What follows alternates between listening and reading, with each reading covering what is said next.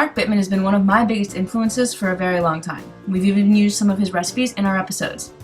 But a few months ago, I started to notice sort of a trend going on between our show and his blog for the New York Times.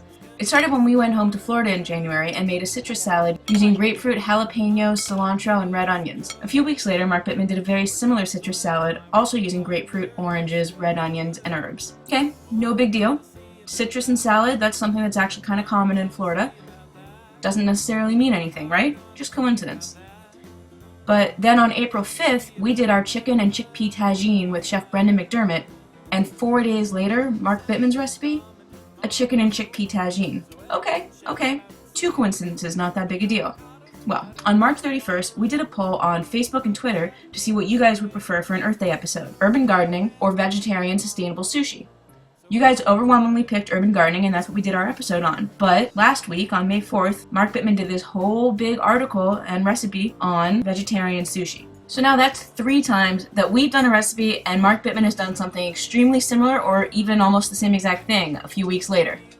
Hey, Humphrey. So, why am I mentioning all of this? Well, because like I said, I'm a huge fan of Mark Bittman, and I would love nothing more than to have him on the show.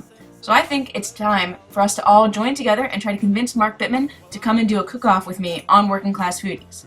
This time we can do the same recipe at the same time, Mark, instead of having to play each other one up all the time.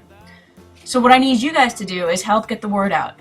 I don't want you to email the New York Times, and I don't want you to email Mark Bittman. Don't bother them. But maybe if you want to leave a couple posts on his New York Times blog, send him a couple messages from Twitter, or check out his Facebook fan page and let him know that Working Class Foodies wants to do a real challenge with him, maybe we could actually make this happen.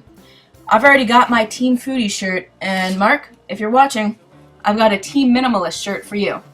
So, now a little preview of next week's episode.